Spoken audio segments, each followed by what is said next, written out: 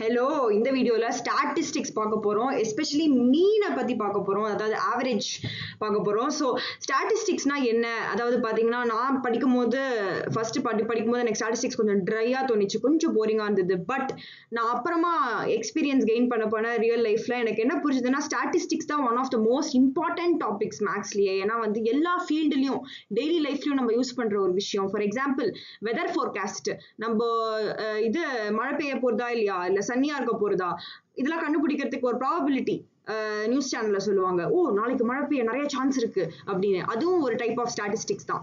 அதே மாதிரி வந்து ஒரு சராசரி மனுஷனுக்கு என்ன ஹைட் இருக்கும் இந்தியால அப்படின்னு பார்த்தா, ஓ 5 feet 6 inches அப்படிங்கிற அந்த ஆவரேஜ், அந்த வேல்யூ ஸ்டாட்டிஸ்டிக்ஸோட அவுட்புட் தான். அதே மாதிரி சென்சஸ் அப்படின்னு ஒரு சர்வே வந்து நடத்துவாங்க 5 வருஷத்துக்கு ஒரு தடவை இந்தியால. அதுல என்ன பண்றாங்க, நிறைய டேட்டா கலெக்ட் பண்றாங்க இந்தியால இருந்து அத்தனை பேர்கிட்ட இருந்தோம். எதுக்காக? இந்தியன் ஸ்டாட்டிஸ்டிக்ஸ் கம்பைல் பண்றதுக்காக. அதே மாதிரி எலெக்ஷன், ஏகப்பட்ட பொலிட்டிக்கல் கட்சிகளுக்கு ஓட் ஷேர் மாறலாம். அந்த ஓட் ஷேர் வந்து ப்ரிடிக்ட் பண்ணுவாங்க. அதாவது வந்து அது என்னவா இருக்கும்னு கணிப்பாங்க. அந்த கணிக்கிற அந்த ப்ராசஸ், அந்த ப்ராபபிலிட்டி அண்ட் ஃபோர்காஸ்டிங்கே ஸ்டாட்டிஸ்டிக்ஸோட ஒரு பார்ட் தான். So exciting topic. இந்த வீடியோல இதை பத்தி நல்லா பார்க்கலாம் வாங்க. ஸ்டாட்டிஸ்டிக்ஸ்ல ஒரு முக்கியமான கான்செப்ட் வந்து மீன், அதாவது ஆவரேஜ். தமிழ்ல சராசரி. ஒரு சராசரி மனிதனோட ஹைட் எவ்வளோ அப்படின்னு நம்ம கேட்கலாம்.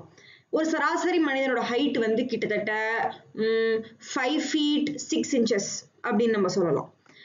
இது வந்து ஒரு எக்ஸாம்பிள். ஒரு சராசரி ஸ்டூடெண்டோட மார்க் எவ்வளோ உங்க கிளாஸ்ல அப்படின்னு நீங்க கேட்கலாம். மேபி 85% இருக்கலாம். அந்த மாதிரி வந்து இந்த ஸ்கூல், ஒரு ஸ்கூல் இருக்கு இந்த எக்ஸாம்பிள்ல. இந்த ஸ்கூல்ல வந்து 4 கிளாஸ் இருக்கு, class A B C D. இந்த 4 கிளாஸ்ல வந்து எவ்வளோ average number of students pass பண்ணியிருக்காங்க அப்படின்னு நம்ம கால்குலேட் பண்ணி பார்க்கலாம். முதல் கிளாஸ் ஏல வந்து 51 ஸ்டூடெண்ட்ஸ் பாஸ் பண்ணியிருக்காங்க 60க்கு, சரியா?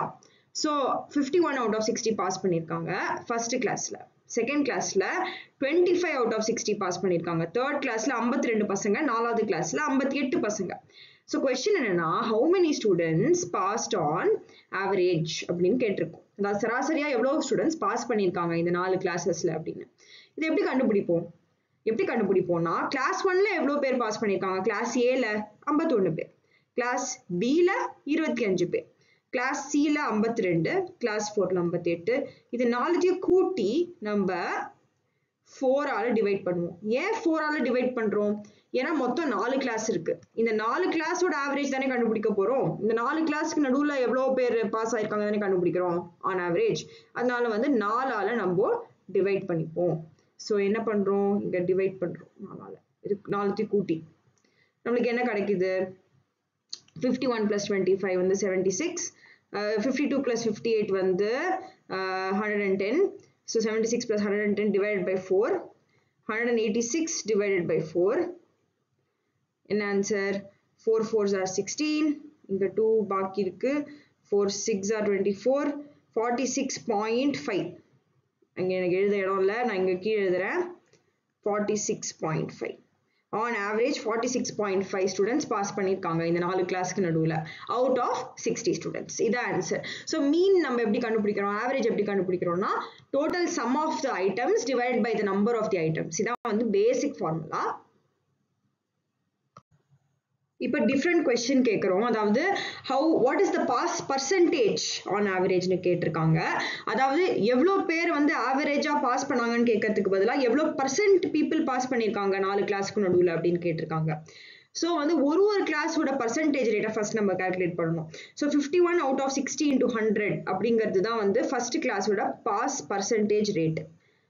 அதாவது எவ்வளவு பேர் பாஸ் ஆயிருக்காங்க divided by total number of students multiplied by 100. தான் பாஸ் பர்சன்டேஜ் ரேட் 85%. 85% பசங்க ஃபர்ஸ்ட் கிளாஸ்ல பாஸ் பண்ணியிருக்காங்க கிளாஸ் ஏல. செக்ஷன் பில பாத்தீங்கன்னா, கிளாஸ் பில பாத்தீங்கன்னா 25 out of 60 மல்டிப்ளைட் பை 100, அதாவது 41.6% ஸ்டூடெண்ட்ஸ் தான் பாஸ் பண்ணியிருக்காங்க. வெறும் பாஸ் ரேட் எவ்வளோ? வெறும் 41% தான். மூணாவது கிளாஸ்ல 86.6%, நாலாவது கிளாஸ்ல 96.6%. ஏன்னா 58 ஸ்டூடெண்ட்ஸ் பாஸ் பண்ணிட்டாங்க அவுட் ஆஃப் 60. ஸோ முக்காவாசி பேர் பாஸ் பண்ணிட்டாங்க கடைசி கிளாஸ்ல. இது நாளைக்கு நம்ம ஆவரேஜ் பண்ணி நம்ம ஆவரேஜ் பாஸ் பர்சன்டேஜ் ரேட்டை இந்த ஸ்கூலுக்காக கண்டுபிடிச்சு கொடுக்கணும். இதான் நம்மளோட டாஸ்க். ஸோ என்ன பண்ண போறோம்? 85%. ஸோ பர்சன்டேஜஸ் நம்ம ஆட் பண்ணிக்கலாம் இந்த கேஸ்ல. 85% ஒரு ஸ்கோரு, ஒன்று வந்து 41.6, இன்னொன்று வந்து 86.6, கடைசி வந்து 96.6. இது நாலுத்தையும் நம்ம ஆவரேஜ் பண்ணி டிவைட் பை 4 பண்ண போகிறோம். ஏன்னா 4 டிஃப்ரெண்ட் செக்ஷனோட ஆவரேஜ் தான் நம்ம எடுக்கிறோம். இப்போ வந்து எவ்வளோன்னு நம்ம கால்குலேட் பண்ணி பார்த்தோம்னா 41.6 ப்ளஸ் 86.6. நீங்கள் இது நோட் புக்கில் பண்ணி பார்க்கணும். இந்த அடிஷனை 96.6 நாளையும் ஆட் பண்ணிங்கன்னா உங்களுக்கு 309.8 வரும். 4ஆல் டிவைட் பண்ணி பாருங்க 77.45 வரும். ஓகே, ஸோ ஆன் ஆவரேஜ் இந்த ஸ்கூலோட பாஸ் பர்சன்டேஜ் எவ்வளோன்னு பார்த்தீங்கன்னா 77.45%. ஓகேவா, 77% ஸ்டூடெண்ட்ஸ் பாஸ் பண்ணியிருக்காங்க இந்த ஸ்கூலில். ஓகே, இன்னொரு எக்ஸாம்பிள் எடுத்துக்கலாம். நம்மளுக்கு வந்து டிஸ்ட்ரிபியூஷன் ஆஃப் மார்க்ஸ் இப்போ கொடுத்துருக்காங்க. ஒரு டீச்சர் அந்த கிளாஸில் எவ்வளோ ஆவரேஜ் மார்க்ஸ்னு கேட்குறாங்க. ஸோ ஆவரேஜ் நம்பர் ஆஃப் மார்க்ஸை கண்டுபிடிக்கிறதுக்கு நம்ம என்ன பண்ணணும்? Total number of marks divided by number of students பண்ணணும். கரெக்டா? அதாவது டோட்டலாக ஸ்டூடெண்ட்ஸ் எவ்வளோ மார்க்ஸ் எடுத்திருக்காங்க, எவ்வளோ ஸ்டூடெண்ட்ஸ் இருக்காங்க அப்படின்னு தெரிஞ்சால் நம்மளால என்ன பண்ண முடியும்? Average number of marks or mean number of marks கண்டுபிடிக்க முடியும் கிளாஸில். கரெக்டா? இப்போ இந்த டேபிளில் என்ன கொடுத்துருக்காங்கன்னா டிஸ்ட்ரிபியூஷன் ஆஃப் மார்க்ஸ் கொடுத்துருக்காங்க. அதாவது எவ்வளோ பசங்க எவ்வளோ marks எடுத்திருக்காங்கன்னு.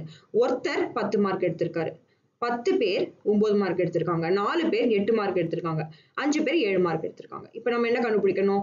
Average number of marks. அதுக்கு நம்ம என்ன பண்ணணும்? Total number of marks first கண்டுபிடிக்கணும். எப்படி கண்டுபிடிப்போம்? ஃபர்ஸ்ட் மல்டிப்ளிகேஷனையும் அடிஷனையும் யூஸ் பண்ணி தான் கண்டுபிடிக்கணும்.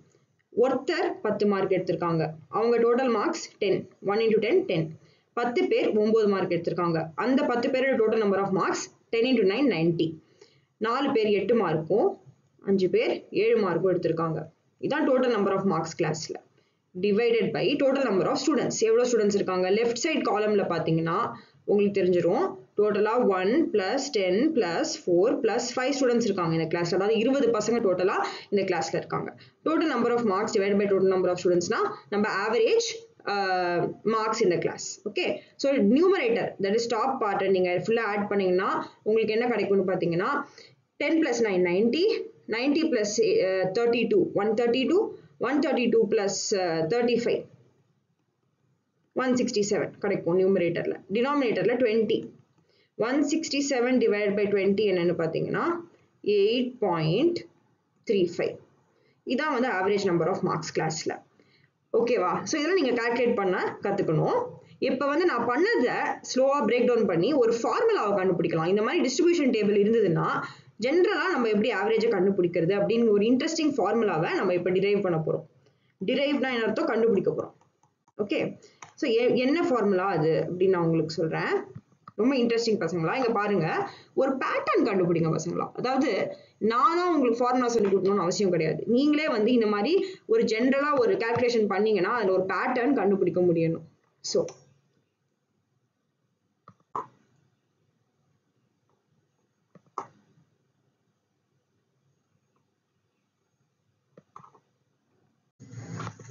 ஓகே, நம்ம என்ன பண்ணியிருக்கோங்கிறத கொஞ்சம் புரிஞ்சுக்கலாம்.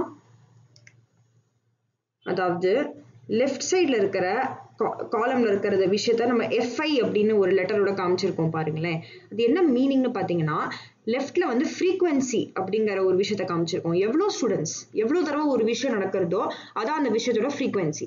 இங்கே எவ்வளோ ஸ்டூடெண்ட்ஸ் அப்படின்னு காமிச்சிருக்கிறது தான் ஃப்ரீக்வன்சி. ஃபர்ஸ்ட் தடவை நம்ம ஒரு ஃப்ரீக்வன்சி காமிச்சிருக்கோம்ல, ஒரு ஸ்டூடெண்ட் அப்படிங்கிற ஃப்ரீக்வன்சி, அது வந்து F1ன்னு காமிச்சிக்கலாம். ரெண்டாவது வந்து F2ன்னு காமிச்சிக்கலாம். அதாவது 10 ஸ்டூடெண்ட்ஸ் அப்படின்னு சொல்லியிருக்கோம்ல, அது ரெண்டாவது ஃப்ரீக்வன்சி.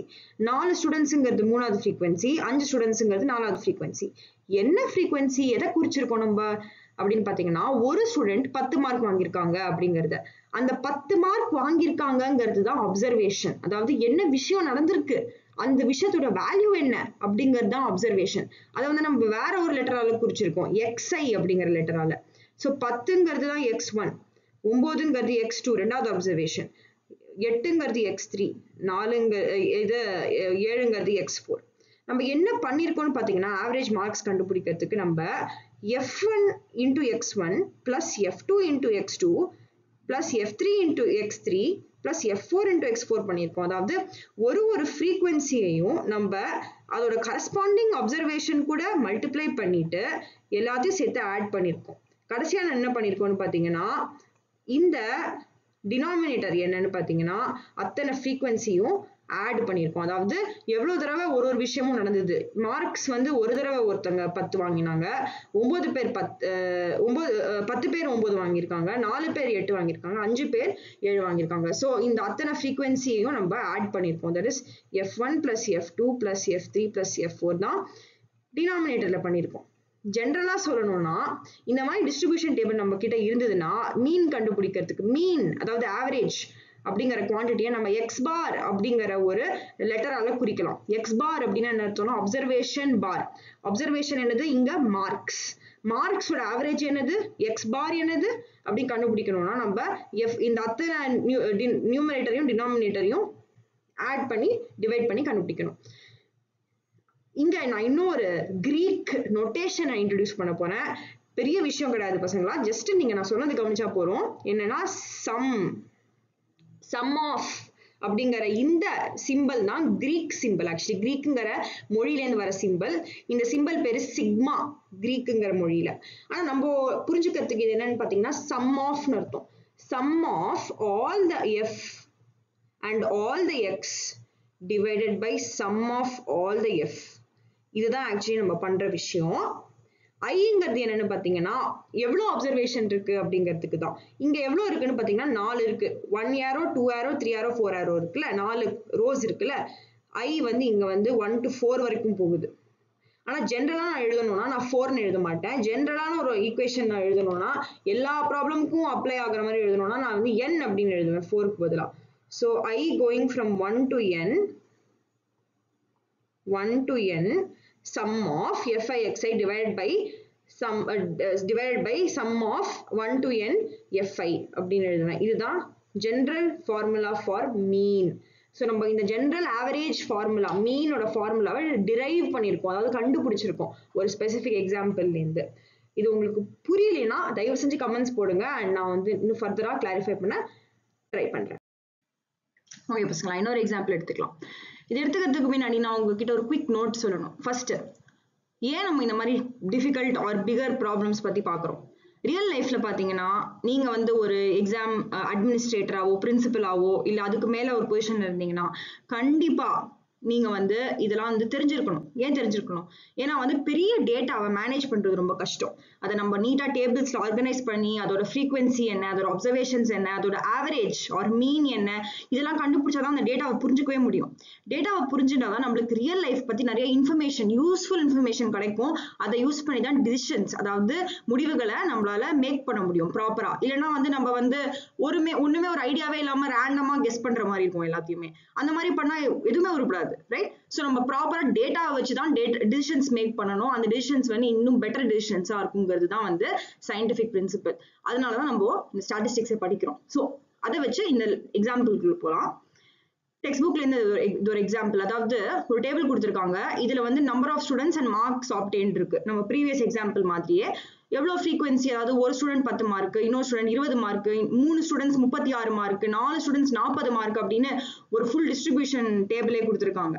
இப்ப அந்த டேபிள திருப்பி நம்ம ஒரு அழகான டேபிளா எழுதணும். ஸோ தட் நம்மளுக்கு வந்து கிளியரா இந்த ஃபார்முலாவை அப்ளை பண்ண முடியும். நம்ம போன தடவை என்ன ஃபார்முலா பார்த்தோம்? இப்பதான் பார்த்தோம். என்ன ஃபார்முலா பார்த்தோம்? ஆவரேஜோட ஃபார்முலா என்னது?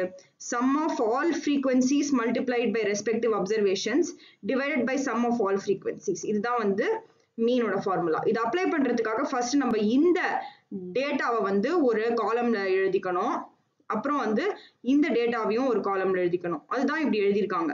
ஸோ எஃப்ஐ என்ன and F I multiplied by X I என்ன அப்படின்னு அப்புறம் நீட்டா காலம்ல எழுதியிருக்காங்க. ஸோ எஃப்ஐ என்னது?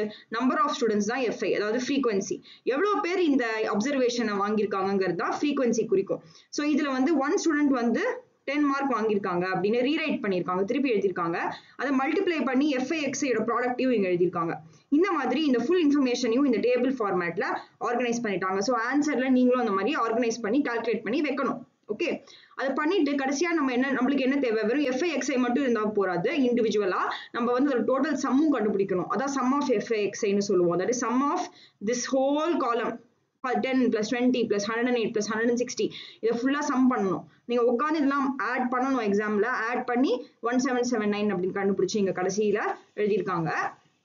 அதே மாதிரி FI அப்படிங்கிறது frequencies. இந்த frequencies என்னன்னு பாத்தீங்கன்னா ஒரு ஸ்டூடெண்ட் 3 ஸ்டூடெண்ட்ஸ் 4 ஸ்டூடெண்ட்ஸ் இந்த frequencyயும் ஃபுல்லா ஆட் பண்ணிருக்காங்க. ஸோ நம்மளுக்கு டோட்டல் நம்பர் ஆஃப் ஸ்டூடெண்ட்ஸ் வந்து 30 அப்படி நீங்க கடைசியில தெரிஞ்சிருது. இப்போ வந்து இந்த ஃபார்முலா அப்ளை பண்ணணும். the sum of FI XI the numerator என்னது 1779 divided by sum of FI அதாவது 30. இது என்ன அப்படி நம்ம வந்து கால்குலேட் பண்ணி பார்க்கணும். அதான் நம்மளோட மீன் ஆர் ஆவரேஜ் மார்க்ஸா இருக்கும். ஸ்டூடெண்ட்ஸோட ஆவரேஜ் மார்க்ஸா இருக்கும். என்ன சிம்பிளிஃபை பண்ணணும். ஸோ இது வந்து 177.9 டிவைட் பை 3 அப்படின்னு எழுதலாம். 3 5s are 15, 2 வந்து carry over, 3 9s are 27, 3 3s are 9. So 59.3 marks தான் average number of marks. So இவ்வளோ பெரிய டேட்டா, இவ்வளோ நிறைய இன்ஃபர்மேஷன், இவ்வளோ பெரிய டேபிள்லேருந்து நம்ம சிம்பிளா ஒரு நம்பர் 59.3 அப்படின்னு கண்டுபிடிச்சிருக்கோம். இது வந்து ரொம்ப அமேசிங். இதான் வந்து average number of marks by all the students.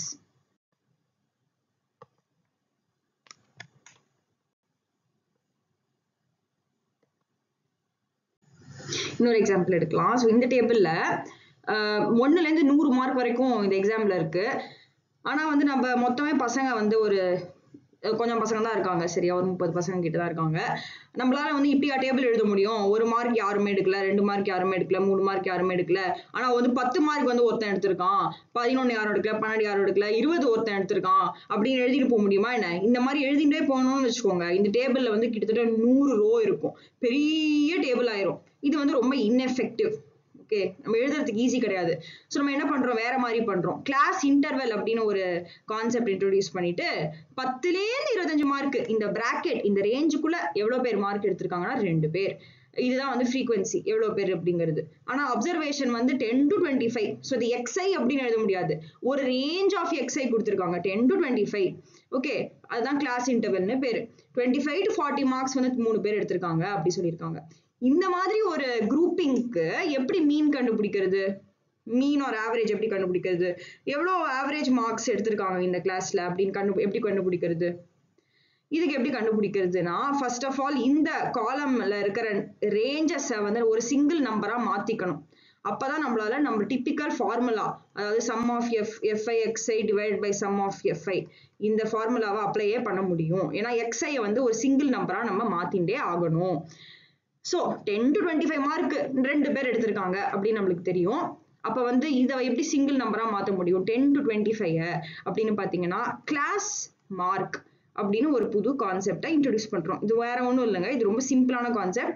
இருக்கிறதுலே சின்ன அப்சர்வேஷன் அண்ட் இருக்கிறதுலே பெரிய அப்சர்வேஷன் இந்த கிளாஸ் இன்டர்வல்ல எடுத்துட்டு அதை 2ஆல் டிவைட் பண்ணிடுவோம். ஸோ 10 to 25 மார்க்ஸ் தானே. ஆன் ஆவரேஜ் எவ்வளோ மார்க்ஸ் அப்படின்னு பாத்தீங்கன்னா இந்த இன்டர்வெல்க்கு 35 டிவைட் பை 2 அதாவது 17.5 மார்க்ஸ். ஸோ கிளாஸ் இன்டர்வலை நம்ம ஒரு சிங்கிள் நம்பரா மாத்திக்கணும்னா நம்ம சிம்பிளி அந்த கிளாஸ் இன்டர்வலோட ஆவரேஜை எடுத்துப்போம். அப்படி எடுத்துனோம்னா நம்மளுக்கு என்ன கிடைக்குது, ஃபர்ஸ்ட் நம்பர் வந்து 17.5 ஆயிடுது 10 to 25க்கு பதிலா. ஓகே, 17.5 ஆயிடுது. செகண்ட் இன்டர்வல் வந்து 25 plus 40 divided by 2 65 divided by 2 அதாவது 32.5 ஆகிடுது. இந்த மாதிரி நம்ம எல்லாத்துக்கும் நம்பர்ஸ் கால்குலேட் பண்ணிட்டே போகலாம். ஓகே, ஸோ நம்மளுக்கு என்ன கிடைக்குது, இந்த டேபிள் தான் கிடைக்குது. என்னது, ஒரு இன்டர்வல்க்கும் ஒரு கிளாஸ் மார்க் கால்குலேட் பண்ணியிருக்கோம்.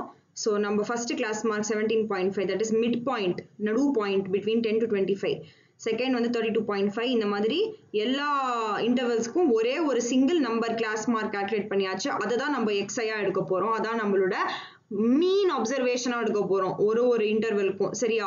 ஸோ இப்போ வந்து இதை XI யூஸ் பண்ணிட்டோம்னா நம்ம ஃபார்முலா அப்ளை பண்ணலாம். FI into XI formula 17.5 into 2 என்னது 35, 32.5 into 3 என்னது 97.5.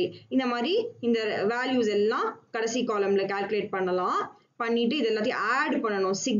சிக்மா FI XI இது எல்லாத்தையும் ஆட் பண்ணோம்னா நம்மளுக்கு என்ன கிடைக்குது 1860. ஸோ நம்ம மீன் என்னது sum of FI XI divide by sum of FI.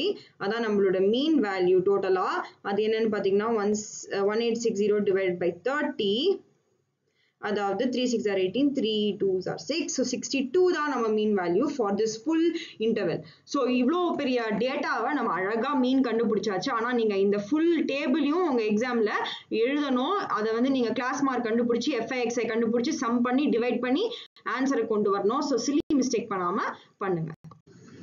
இந்த மெத்தட் ஆஃப் மீன் கால்குலேட் பண்ணோம்ல, அது பேர் தான் டைரக்ட் மீன் மெத்தட். டைரக்ட் மீன் மெத்தட், அதாவது கிளாஸ் மார்க் எல்லாம் கால்குலேட் பண்ணி அதை வந்து சம் பண்ணி டிவைட் பண்ணி கண்டுபிடிக்கிற மெத்தட் பேரு. இன்னும் நிறைய மெத்தட்ஸ் இருக்கு, அசியூம்ட் மீன், அப்புறம் so on and so forth. So இந்த வீடியோ என்ஜாய் பண்ணீங்கன்னா கமெண்ட் போடுங்க, அண்ட் நெக்ஸ்ட் வீடியோஸ் நான் உங்களை பார்க்குறேன். மீனை கண்டுபிடிக்க இன்னொரு மெத்தட் இருக்கு, அது பேர் அசியூம்டு மீன் மெத்தட். ஸோ டைரக்ட் மெத்தட் தவிர இது இன்னொரு மெத்தட். இந்த மெத்தட்ல நம்ம ஏ அப்படின்னு சொல்லிட்டு ஒரு மீன் ஒரு ஆவரேஜ் அசியூம் பண்ணிப்போம். அது என்ன வேணாலும் இருக்கலாம். இந்த 10லேருந்து 100 நடுவில் எந்த நம்பர் வேணாலும் இருக்கலாம் இந்த கிளாஸ் இன்டர்வல் நடுவில். ஸோ ஃபார் எக்ஸாம்பிள் ஏ 30 இருக்கலாம், ஏ 50 இருக்கலாம், இல்லை ஏ 47.5 இருக்கலாம் ஃபார் எக்ஸாம்பிள். சப்போஸ் நான் இதை வந்து அசியூம்டு மீனா எடுத்துக்கிறேன்னு வச்சுக்கோங்க. ஃபர்ஸ்ட் நான் என்ன பண்ணணும்னா இந்த அசியூம்டு மீனுக்கும் ஆக்சுவல் கிளாஸ் மார்க்குக்கும் என்ன டிஃபரன்ஸ் இருக்குன்னு கண்டுபிடிக்கணும். இந்த பேர் தான் டிஐன்னு வச்சுக்கலாம். D I is equal to A minus X I, assume mean minus actual class mark. ஓகேவா? ஸோ இந்த டிஐ வந்து இந்த கேஸில் என்னது 17.5 மைனஸ் 47.5. ஏன்னா 47.5 தான் என்னோட assumed mean, that is minus 30ன்னு வருது. ரெண்டாவது இதுக்கு வந்து 32.5 மைனஸ் 47.5, அதாவது ஒரு 15 மைனஸ் 15. இதான் வந்து என்னோட செகண்ட் டிஐ. ஸோ இந்த மாதிரி நான் ஃபுல்லாக கால்குலேட் பண்ணணும்.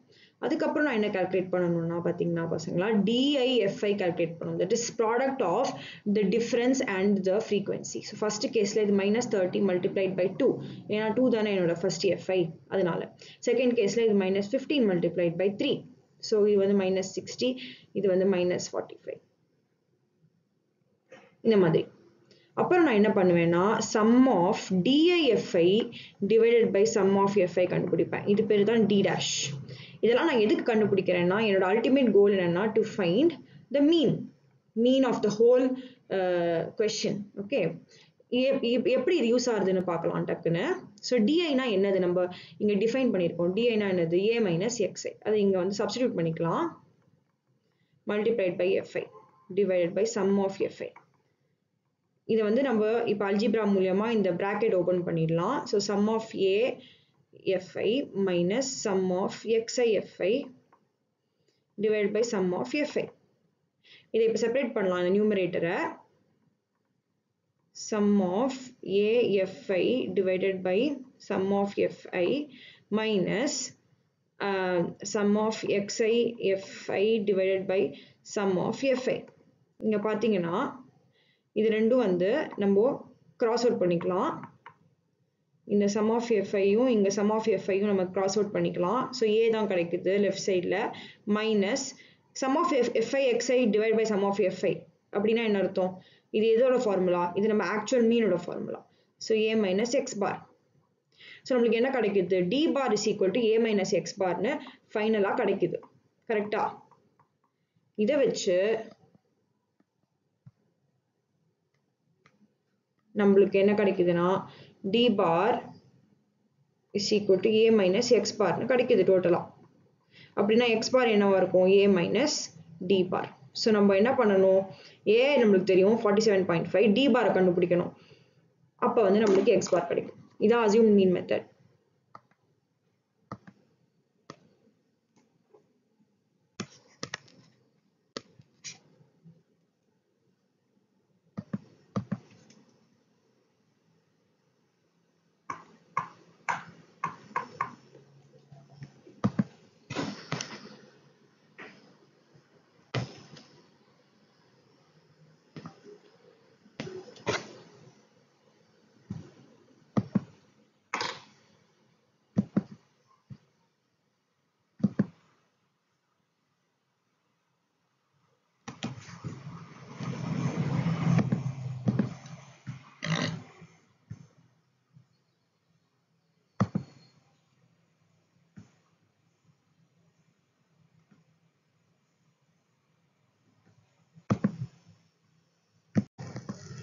ஓகே பசங்களா, ஸோ டைரக்ட் மெத்தட் தவிர இன்னொரு மெத்தட் இருக்கு மீன் கண்டுபிடிக்கிறது.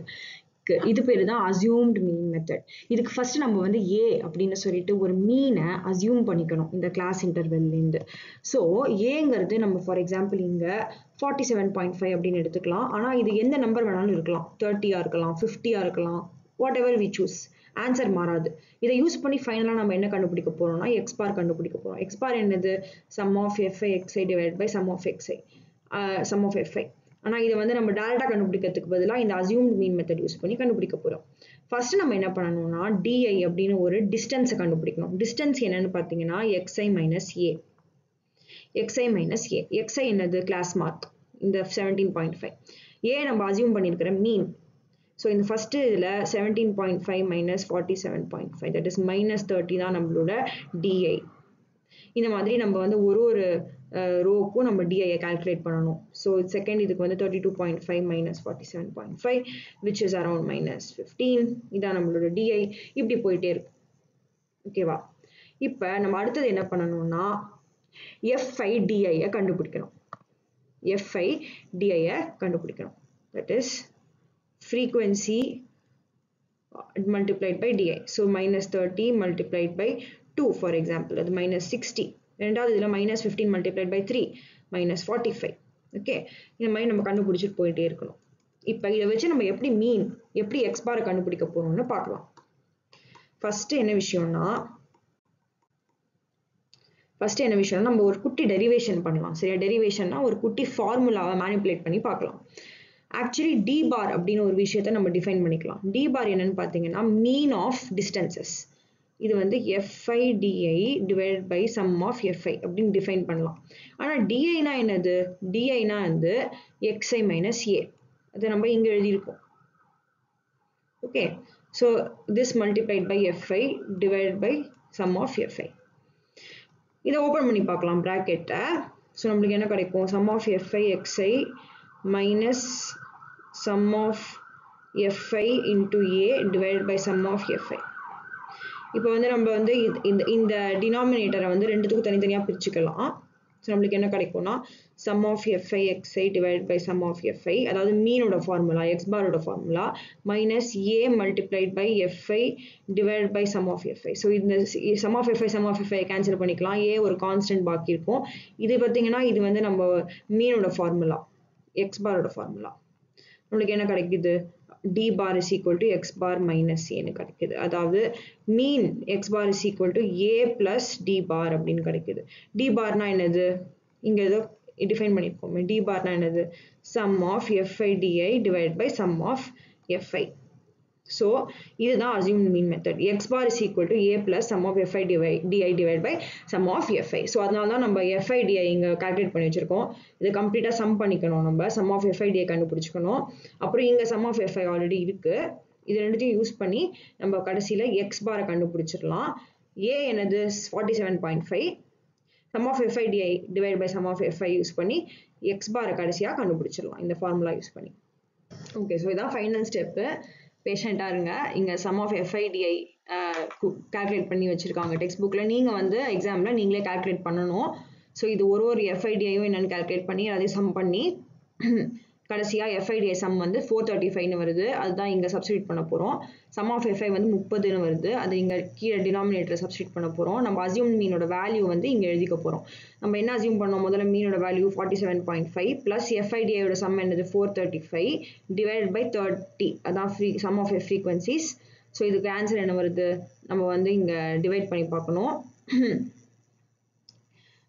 47.5 plus 31s are 30, 135, 34s are 120, so 15 பாக்கி இருக்கு. that is 0.5.